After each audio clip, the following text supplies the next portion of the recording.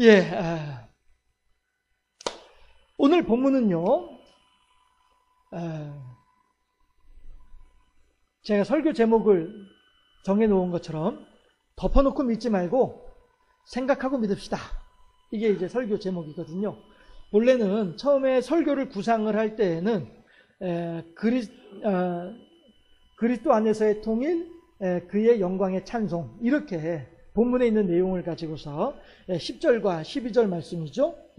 10절과 12절 말씀을 가지고서 그렇게 제목을 정하려고 했었는데, 그렇게 생각을 하고 이제 설교를 그렇게 구상을 하고서 설교 준비를 시작을 했는데, 막상 원고를 작성을 하다 보니 그거보다는 이 제목이 더 와닿을 수 있겠다 싶어서 덮어놓고 믿지 말고 생각하고 믿읍시다. 이렇게 한번 설교 제목을 정해봤어요. 무슨 얘기냐 하면은요, 우리 기독교인들은 다들 이제 적어도 우리 교회에 계신 분들은 다들 믿음이 좋으신 분들이라서 예수 믿으셔. 그 뭐하러 믿어? 이런 사람을 보면은 참 희한한 사람이네. 어떻게 예수를 안 믿을 생각을 하고 있지? 이렇게 생각될 정도로 우리들은 다 믿음이 좋은 사람들이에요. 당연히 예수 믿는 것이 당연한 일이고 우리가 이 세상 살아가면서 신앙생활하는 것이 마땅한 일이다. 이거에 대해서 다른 생각이 없는 분들이란 말씀이죠. 그런데 안 믿는 사람들은 도리어 우리가 이상한 거예요. 저 희한한 사람들이야. 어떻게 매주 일요일마다 저렇게 교회를 다니고 있고 말이야. 참 희한한 사람들이야. 이런단 말씀이죠. 그게 왜 그러냐 하면 자기가 속해 있는 세계 속에 너무나도 익숙해 있기 때문에 그런 거예요. 해서 우리들이야 뭐 당연히 주일이면은 아침 일찌감치 일어나서 싹 씻고 옷 갈아입고 예배당 가는 것이 당연한 일이지만 안 믿는 사람들한테는 그게 다 희한한 일인 거죠. 참 저 사람들은 피곤하지도 않나? 어떻게 저렇게 말이야? 매주 일요일마다 늦잠도 안 자고 저렇게 꼬박꼬박 교회를 다니고 저것도 정성이다, 정성. 뭔 정성이 뻗쳤는지 이런 거 이제 안 믿는 사람들이 하는 이야기잖아요. 너무나도 잘 아나요, 제가? 아무튼 간에 이게 왜냐하면 그 생활에 익숙해져 있기 때문에 그래요.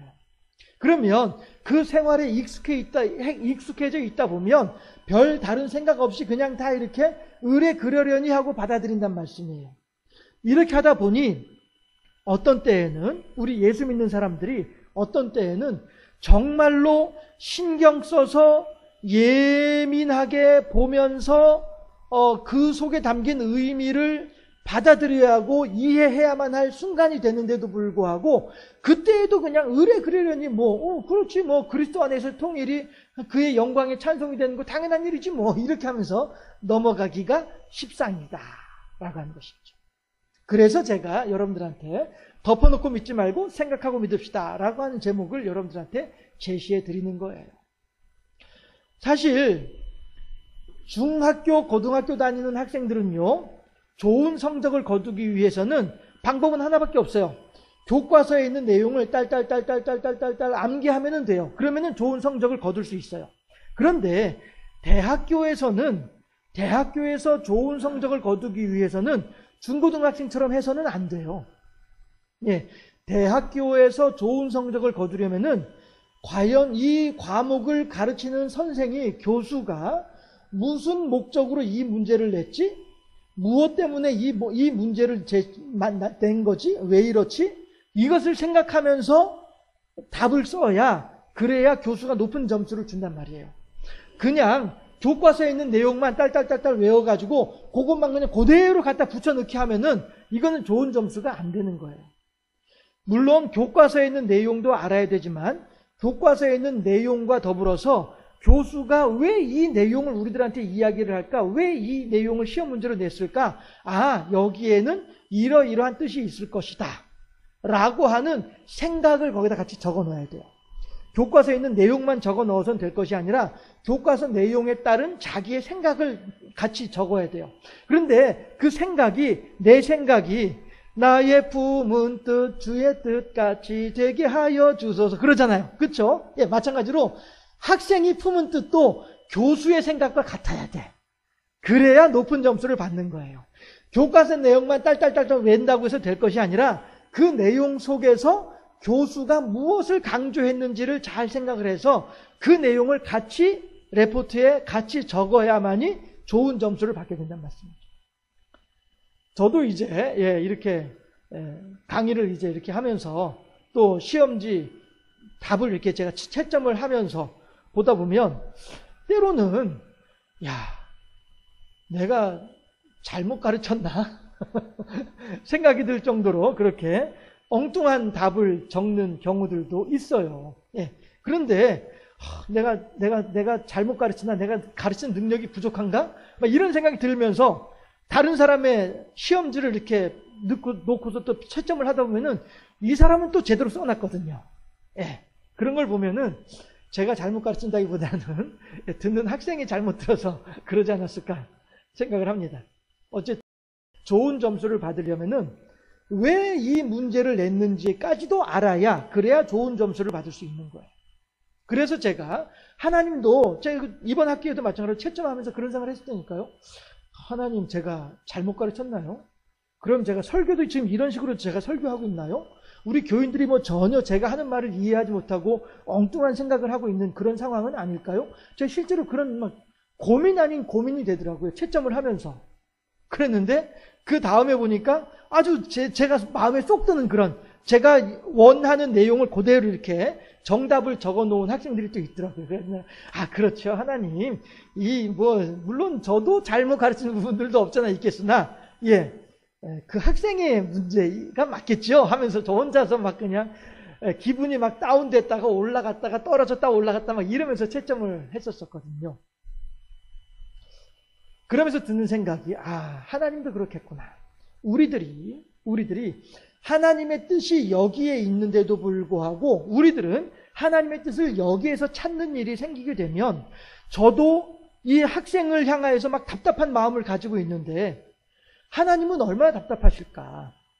하나님은 우리들한테 말씀을 하시는데 우리는 도리어 여기에 있으면서 이것이 하나님의 뜻이지요 라고 얘기를 하고 있으니 하나님은 얼마나 답답하실까, 이런 생각을 했었어요. 그러던 차에 이 에베소서 1장에 있는 말씀을 딱 설교 본문으로 받고 난 뒤에 그렇구나 하는 생각이 들어서, 그래서 이제 제가 같이 연관되어서 묵상을 하다가 오늘 설교 원고를 작성을 하게 됐습니다. 자, 우리가 가슴에 손을 얹읍시다. 가슴에 손을 얹고 덮어놓고 믿지 말고, 시작. 생각하고 믿읍시다. 오늘 본문을 통해서 생각하고 믿을 수 있는 그런 우리가 됐으면 좋겠고요. 아는 것이 힘이라고 하잖아요. 우리가 하나님에 대해서 생각하고 하나님에 대해서 생각함으로 말미암아 알아가면 알아갈수록 우리들한테는 힘이 되는데, 어떤 힘이 되겠습니까? 하늘의 풍성한 은혜가 임하는, 복이 임하는 그런 힘이 된다. 아는 것이 힘이다. 아는 것이 은혜다. 은혜 받은 만큼 복을 받는다. 이렇게 우리들이 생각을 하시고, 오늘 제가 여러분들한테 전달해드리는 이 말씀에 대해서도 여러분들이 마음의 문을 활짝 여시고, 덮어놓고 믿지 마시고 열어놓고 생각하면서 믿으시면서, 그 말이 그 뜻이었구나, 깨달아짐의 역사가 더욱더 충만해 주시기를 주님의 이름으로 축원합니다. 오늘 본문은요, 아까 제가 10절 12절 말씀드렸던 것처럼 그리스도 안에서 우리들이 통일되게 하려는 것이 그의 영광의 찬송이다 라고 말씀을 하고 있어요. 7절부터 12절까지 내용을 요약하면 그렇게 요약을 할 수 있겠다라고 하는 것이죠. 중간에 만세전부터 택정하신 하나님의 은혜와 그 때가 찬 경륜을 따라서, 이런 내용들은 다 잘 알고 있는 내용들이니까 전체 내용을 요약을 하자면, 그리스도 안에서 통일되는 것이 그의 영광의 찬송이 되는 것이다, 이렇게 우리가 본문을 요약을 할 수가 있어요. 그러면 다시 말해서 통일되는 것이 찬송이 된다. 그 말은 다시 말하면 우리들은 현재 아직 통일이 되어 있지 않다. 분열되어 있다.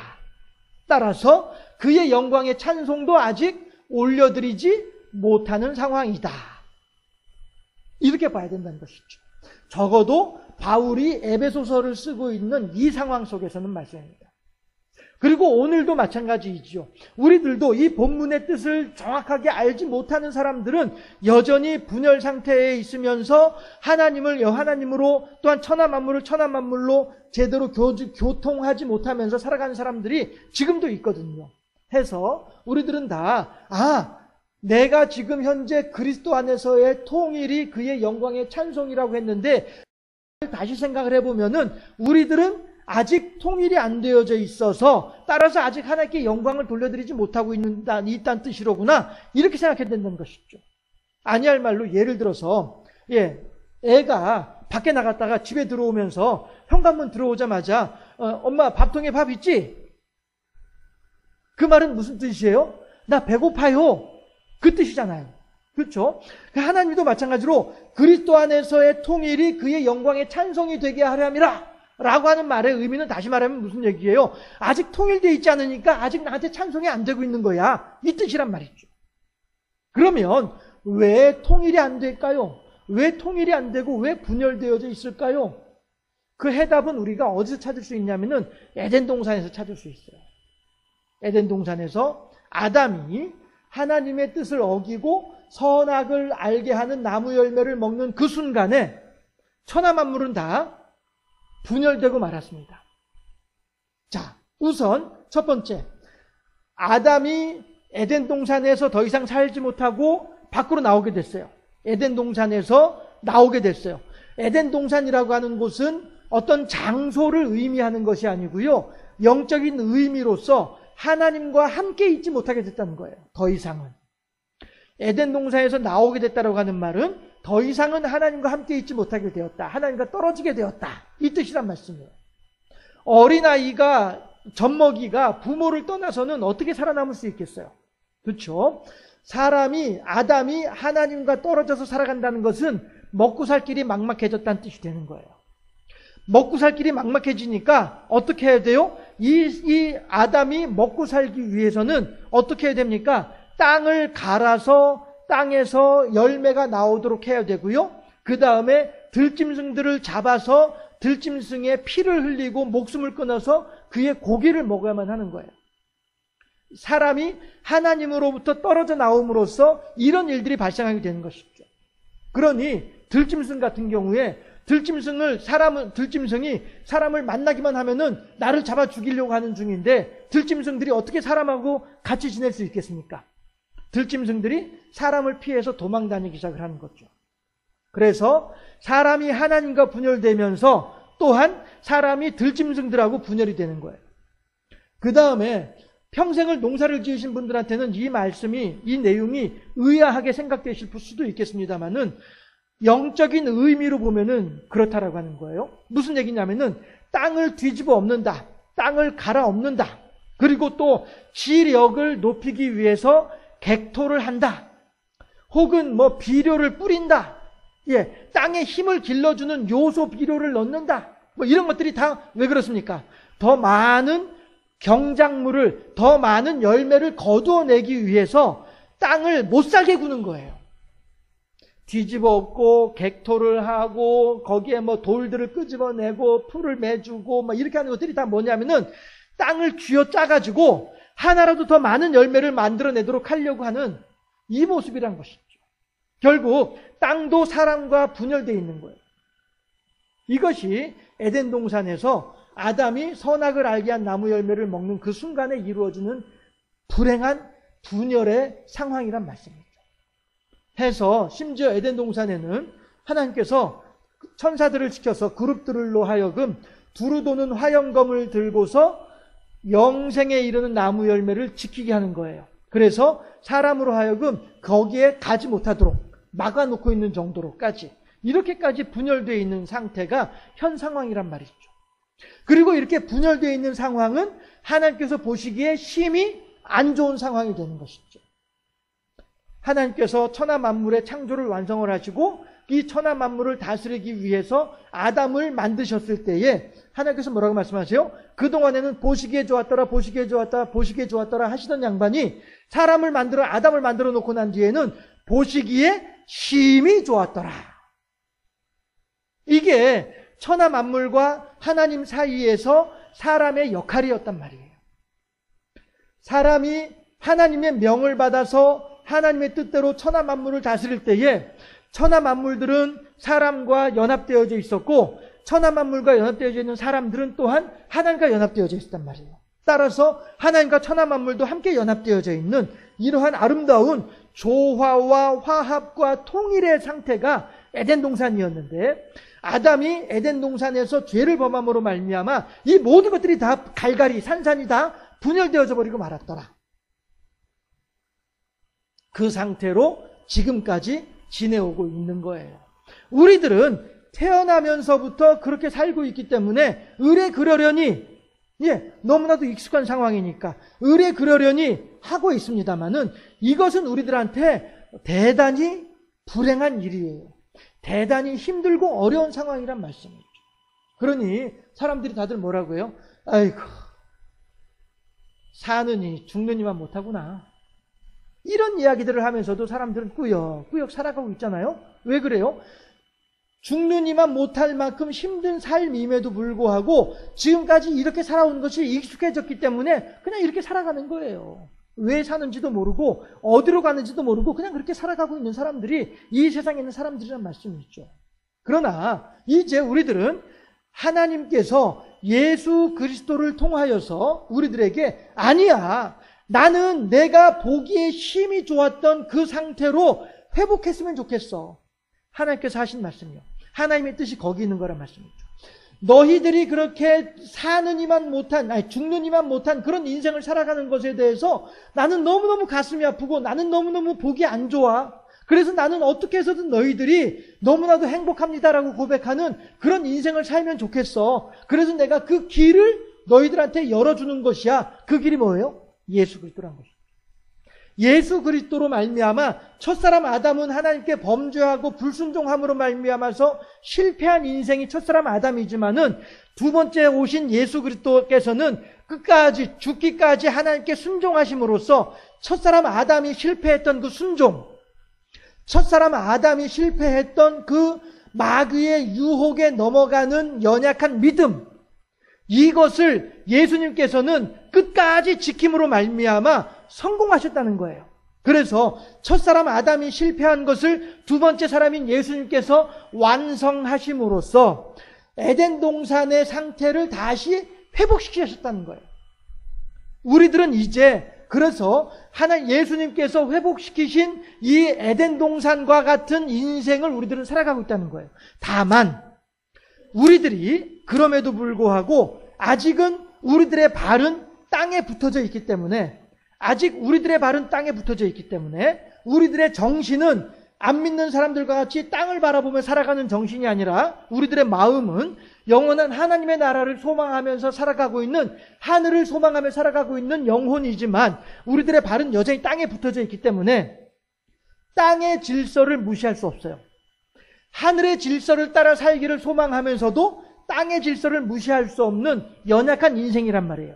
마음은 원이로되 육신이 연약한 존재들이기 때문에, 해서 우리들은 다만 이 세상을 살면서 우리들이 얼른 육신을 벗어나기를 소망하면서도 이 땅에서의 삶을 또 우리들은 성실히 살아야 되는 거예요. 그러니까 열심히 먹기도 하고, 오늘 오면서도 차 안에서 화장장 얘기를 했습니다만은, 화장장에서 제일 아이러니가 그거잖아요. 방금 전까지 화로에 들어갈 때만 울고불고 하던 양반들이 식당 가가지고 이거 맛있어 먹어봐. 이게 사실 화장장에서 제일 아이러니잖아요. 그래도 어떻게 해요? 죽은 사람은 죽은 사람이고 산 사람은 살아야 될 거 아니겠어요? 이게 산 사람이 이 땅에서의 질서이기 때문에 이 땅에서의 질서대로 또 살아야 되는 것이죠. 엄마 잘 가, 나도 곧 따라갈게 하면서 하지만서도 불구하고, 나는 여전히 여기서 남아있는 나의 시간들을 채워야 되거든요. 그러니까 방금 전에 그 애통한 마음은 애통한 마음이고, 또 먹는 건 또 먹어야 되는 거예요. 왜? 그래야 내가 힘을 얻어서 나머지 일들도 처리하지. 그렇지 않겠습니까? 이것이 바로 영혼은 하늘을 향하여 있으면서도 발은 땅에 붙이고 살아가는 사람들의 한계란 말씀이에요. 그리고 우리들은 이 속에서 이 두 극단 사이에서, 땅과 하늘의 이 두 질서 사이에서 적절하게 균형을 맞추면서 살아가야만 하는데, 그것이 뭐예요? 뱀같이 지혜로우라, 비둘기같이 순결하라. 예수님께서 제자들을 보내면서 하신 말씀. 내가 너희들을 보내는 것이 이리떼에게 보내는 것처럼 내가 안절부절한다. 가면 분명히 이리떼가 있어서 너희들을 잡아먹으려고 할 터인데, 그럼에도 불구하고 내가 너희들을 그곳으로 보낼 수밖에 없어. 그러니 너희들이 그곳에 가서 그 이리떼와도 같은 그들을 대적해서 이길 수 있는 무기가 있다면 그것은 오직 뱀 같은 지혜로움과 비둘기 같은 순결함이다. 그것으로 네가 그곳에서 그들과 더불어서 영적인 싸움을 싸워서 그들과 더불어서 이겨라. 이것이 제자들을 보내는 예수님의 마음이었거든요. 그리고 그 제자들이 정작 돌아왔을 때에는 예수님께서 기뻐하시죠. 왜 그래요? 하늘의 권능들이 떨어진 것을 내가 보았노라. 너희들이 뱀 같은 지혜로움과 비둘기 같은 순결함으로 이리 때와 같은 그들과 더불어 싸워서 이긴 것을 내가 보았노라. 그게 내가 기쁘다. 우리들이 지금 그러한 인생을 살아야 된다는 거예요. 이 세상을 살면서 땅의 질서 속에서 하늘의 질서를 생각하면서 살아야 되는, 그래서 우리들은 예수 믿고 천국 가기는 정말로 쉽지만 이 땅에서 하나님의 뜻대로 살아가기는 그래서 더 힘들고 어려운 거예요. 그런데 힘들고 어려운 그 과제를 수행을 할 때에 우리들에게 임하는 하늘의 복은 더욱더 풍성하죠. 자, 하나님께서는 그렇게 예수 그리스도를 통하여서 우리들로 하여금 이 땅에서 통일된 삶을 살기를 바라시는 분이 하나님이란 말씀이에요. 어떻게 통일되는 거예요? 하나님과 통일이 되어지고 이웃 사람들과 통일이 되어지고, 아직 우리들은 육신의 한계가 있기 때문에 고기도 먹어야 되고 땅도 쥐어짜가지고 경작도 해야 되고, 그 속에 있음에도 불구하고 아이고 고기야 고생한다, 네가 나를 위해서 수고하는구나, 내가 너를 먹음으로써 내가 힘을 얻어서 하나님께 더욱더 큰 영광을 돌리게 될 터이니 너의 죽음은 나로 인하여서 하나님께 영광이 되는 것이니 너무 허탄하지 말거라. 이렇게 고기에게 위로하면서 고기를 먹어야 되고, 곡식을 먹을 때에도 아이고 땅아 고생했다, 네가 나를 위해서 수고가 많구나, 그래도 좀만 더 수고해라. 이 땅에 예수님께서 철장 권세를 가지고 오시게 되면 그때 너의 수고가 끝날 것이다. 위로하면서 우리들이 먹어야 된다는 말씀이에요. 예, 그렇게 하면서 제가 드리고 싶은 말씀은 무슨 얘기냐면은, 그렇게 하면서 이 땅에서 우리들이 위로는 하나님과 사람들과 또한 천하 만물들과 함께 통일된 삶을 살아야 되겠다. 그렇게 함으로써 이것이 그의 영광의 찬송이 되게 하람이라. 하나님께서 우리들에게 원하신 바다 이거예요. 우리들은 지금 여기서 놀고 있으나 하나님께서는 여기서 놀지 말고 여기에서 놀아라 라고 말씀하고 계신다는 것이죠. 이게 그의 영광의 찬송이 되게 하람이라 라고 하는 거예요. 그러면 우리들은 이제 주님 나는 오늘부터 모든 것을 버리고, 우리들은 이제 더 이상 여기서 놀 것이 아니라, 내가 지금까지 살아오던 익숙한 여기서 놀 것이 아니라 하나님께서 원하시는 그의 사랑의 아들의 나라에서 우리들이 살아야 되겠다 하는 거예요. 하나님을 더욱더 경배하고 하나님을 더욱더 뜨겁게 사랑하는 삶을 살아야만 할 것이고, 옆에 있는 사람들과 더불어서도 아름다운 사랑을 나누면서 살아야 될 것이고, 천하 만물들과 더불어서도 어떻게 해서든 내가 그것을 이용해서 내 욕심을 챙기려고 할 것이 아니라 그것을 통해서 하나님께 영광이 되는 삶을 살아가기 위해서 우리들이 그렇게 살아야만 하겠다 하는 것이죠. 그런데 서양 속담에 그런 말이 있다고 하잖아요. 누구나 벽장 속에 해골 하나씩은 있다. 이게 서양 속담이라고 합니다. 누구나 벽장 속에 해골 하나씩은 있다. 이게 무슨 얘기냐면은 누구나 남들에게 드러낼 수 없는 감추어진 비밀 한두 가지씩은 다 있다. 이런 의미라고 하는 거예요. 왜 제가 이 말씀 드리냐면은 우리들도 마찬가지로 우리들 집안의 구석구석 속속들이 살펴보다 보면은 속색이는 그 인간이 한둘씩 있거든요. 근데 저 인간은 수채 내가 안 보고 사는 게 더 편해. 아유, 저 인간은 내가 말이야 보면 봤다면 내가 막 그냥 끌어올라와가지고 안 보고 사는 게 더 편해. 이런 사정과 사연들이 어느 집안이나 한두 개씩은 있다라고 하는 것이죠. 해서 나는 이제부터 그리스도 안에서 통일이 되어짐으로 말미암아 그의 영광의 찬송이 되는 그런 아름다운 믿음의 삶을 살고 싶은데, 그 인간만 만났다 하면은 하도 그 인간이 나의 속을 긁어대가지고 내가 참으려고 해도 막 그냥 어쩔 수 없이 그냥 받은 바 은혜를 다 쏟아내버리게 만드는 그런 인간들이 있다 하는 거예요. 그런데 우리들은 이제 그런 사람들이 있다 할지라도, 그 사람은 비록 나를 긁어제낀다 할지라도 나는 뭡니까? 이제부터는 예수 믿는 사람으로서, 이제부터는 그의 영광의 찬송이 되게 하려는 사람으로서, 예수 그리스도의 십자가의 죽음을 따라서 거듭난 사람으로서, 아무리 그가 긁어제낀다 할지라도 우리들이 그 사람이 나를 긁어제낄 때 맞붙어서 엉겨붙어서 싸울 일은 아니지 않냐 하는 거예요. 그래서 하루아침에 내가 성인군자가 될 수는 없으니, 그가 나에게 엉겨붙을 때에 예전 같으면은 한 번 엉겨붙으면은 3번 공격을 해야 직성이 풀리는 그런 인생이었다고 한다면, 이제부터는 우리가 그래요 하나님, 내가 그의 영광에 찬송이 되는 삶을 살겠나이다. 하는 굳은 결단을 가지고 그 사람이 3번 엉겨붙을 때까지는 참아줄 수 있는 이런 결단이 우리들에게 필요하다는 것이죠. 3번 정도 엉겨붙을 때 내가 1번 정도 맞다거리 할 수 있는 이런 정도의 우리들의 결단이 필요하다는 거예요. 예전 같으면 그 사람이 나한테 1번 엉겨붙으면 나는 3번을 갖다 깔치 뜯어야만이 내가 직성이 풀리는 그런 인생이었다고 한다면은 이제부터는 그의 영광에 찬송이 되는 인생을 살겠나이다 하는 우리들이라고 한다면은 이제부터는 그가 나를 3번 긁어 제껴야 내가 1번 깔치 뜯는 이런 인생으로 바뀌게 되겠다.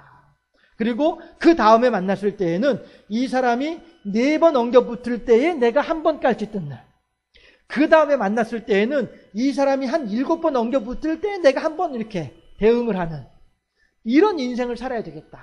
그것이 어떤 인생이에요? 그의 영광에 찬송이 되는 삶이다 라고 하는 것입니다. 제가 덮어놓고 믿지 말고 생각하고 믿읍시다 라고 하는 말씀은 이래서 그러는 거예요.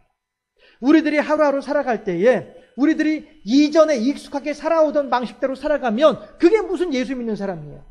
이전에 살아오던 방식과는 뭔가 다른 모습으로, 뭔가 변한 모습으로 살아갈 때에 이 사람이 그의 영광에 찬송이 되는 인생이 된다는 거예요.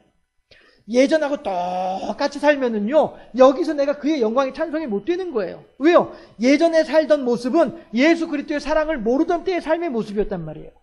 하나님을 알지 못하던 때의 삶을 살던 모습이었는데 하나님을 알게 됐는데도 불구하고 여전히 예전처럼 살면은 하나님이 나하고 무슨 상관이에요? 하나님은 나의 삶을 변화시키시는 분이에요. 나의 생각이 달라지기를 바라시는 분이 하나님이란 말씀이에요. 그런데 불구하고 그 하나님의 뜻은 무시한 채 하나님은 거기 계시면서 나 구원만 시켜주시면 돼. 아셨지? 하나님은 그냥 거기 계시면서 나 천국만 데려가시면 되는 거야. 아셨죠? 그냥 거기 계셔. 난 여기서 그냥 내 멋대로 살 테니까 하고서 그냥 내 멋대로 살아가면 이 사람은 비록 예수 믿는다는 신앙 고백으로 구원은 받을 수 있을지 몰라도 그의 영광에 찬송이 되는 인생을 살지 못하는 사람들이다라고 하는 거예요. 하나님께서 원하시는 삶은 살지 못한다는 거예요. 하나님께서 원하시는 삶은 단지 우리를 지옥에 갈 인생을 천국으로 데려가는 것, 이것만이 하나님께서 하신 일은 아니라는 거예요. 이 세상을 살면서도 마찬가지로 땅의 질서대로 살아갈 수밖에 없는 우리들에게 땅의 질서뿐 아니라 하늘의 소망도 있다는 사실을 알려주고 우리들로 하여금 땅의 질서 가운데 살면서도 하늘의 소망을 두고 살아가는 그런 인생이 되기를 바라시는 분이 하나님이신데, 우리들은요 이렇게 어제와는 다른 오늘, 오늘보단 좀 더 성숙한 내일, 이렇게 변화되는 삶을 살아야 되겠다. 변화되는 삶을 통하여서 어떻게 해요? 그의 영광에 찬송이 된다. 제가 지난주 오후 예배 때에도 그런 예화를 말씀드렸습니다마는 10,000원짜리를 손에 들고서 할아버지가 10,000원짜리를 손에 들고 이제 한 6, 7살 난 딸내미 손녀딸한테 사탕을 달라고 하는 이 할아버지의 그림, 여러분들한테 제가 말씀드렸잖아요. 그랬을 때에 이 할아버지는 이 손녀딸 아이가 할아버지한테 이거를 드려야 될까? 아니면 그냥 내가 계속 먹어야 될까? 이거 가지고서 고민하는 그것만으로도 이미 할아버지는 만족하시는 거예요. 왜냐하면 이 손녀딸 아이가 그냥 막대사탕을 입에 들고서 픽 돌아서서 도망가 버리면은 이거는 이미 할아버지에 대한 마음이 전혀 없다는 뜻이잖아요. 그런데 이 막대사탕을 입에 들고서 할아버지 앞에서 망설이고 있으면은 이건 뭐예요? 막대사탕을 너무너무 좋아하는 이 손녀딸 아이가 할아버지도 막대사탕만큼 내게 중요한 존재라고 인정을 하고 있는 거란 말이죠. 그러니 할아버지로서는 이 손녀딸 아이가 드릴까 말까, 막대사탕을 드릴까 말까 이거 가지고 고민하는 그것만으로도 이미 할아버지는 만족할 수 있는 거예요. 만약에 저한테 손자 손녀가 있어서 그 아이들이 저한테 그렇게 행동을 한다면은 전 너무너무 이쁠 것 같아요. 물론 할아버지 줘봐 하는데 싫어하고서 획 돌아서서 도망가 버리더라도 그래도 뭐 그 뒷모습이 귀엽긴 하겠습니다만은, 막대사탕을 입에 물고서 할아버지의 손을 내밀고 있는데 망설이고 있는 그 모습을 보는 것만으로도 참 저는 만족할 것 같아요. 만약에 제가 할아버지가 된다면. 하나님께서도 그렇단 말씀이죠. 이리 갈까 저리 갈까 차라리 뒤로 돌아갈까 막 이렇게 망설이고 있는 그 순간에도 하나님은 우리들을 기뻐하실 것 같아요. 왜냐하면 그전에는 망설이지 않았거든요. 에이, 하나님이 어딨어? 내 주먹을 믿는 거지 하고 나가던 우리들이었는데 어느 순간에 내가 여기서 얘를 때려야 돼? 아니면은 그냥 맞고 있어야 돼? 어떻게 해야 되지? 하나님은 나한테 맞으라고 했는데 난 얘를 때려야 되는 거고 어떻게 해야지? 이거 고민하는 그 순간에도 이미 하나님은 기뻐하실 것 같아요. 물론 그렇다고 해서 첫날 백날 고민만 하고 있으면 안 되죠. 예, 오늘은 고민했다 할지라도 내일은 고민할 거 없이 그냥 맞아주고, 모레는 고민할 거 없이 아예 그 싸움의 자리도 안 나가버리고, 이렇게 변화되고 성숙한 인생, 이것이 우리들에게 필요하다. 그렇게 할 때 그의 영광의 찬송이 된다. 우리들이 이 세상을 살아가는 가운데 오직 하나님을 기쁘시게 하는 삶, 그의 영광의 찬송이 되는 삶이라고 하는 것은 무엇이냐? 어제보단 오늘이, 오늘보단 내일이 더욱더 하나님의 뜻에 합당한 모습으로 변화되어지는 삶, 이 삶이 그의 영광의 찬송이 되는 삶이다. 그리스도 안에서의 통일은 예수 그리스도의 십자가를 통해서 이미 이루어져 있습니다. 이제 우리들은 그의 영광의 찬송이 되는 삶을 살아야만 할 터인데, 어떻게 해야 그의 영광의 찬송이 될 것인가? 덮어놓고 믿을 것이 아니라 생각하면서 믿을 때에 그의 영광의 찬송이 된다. 뭘 생각해야 돼요? 이것이 하나님의 뜻일까? 저것이 하나님의 뜻일까? 하나님께서 지금 나한테 원하신 바가 무엇일까? 이것을 잘 생각을 해서 그에 따라서 결단하고 행동할 수 있을 때에 그의 영광의 찬송이 된다. 덮어놓고 믿지 말고 생각하고 믿음으로써 날마다 하나님을 기쁘시게 하는 성숙한 인생으로 살아가는, 그의 영광의 찬송의 삶을 살아가는 우리 모두가 되어질 수 있기를 주님의 이름으로 축원합니다.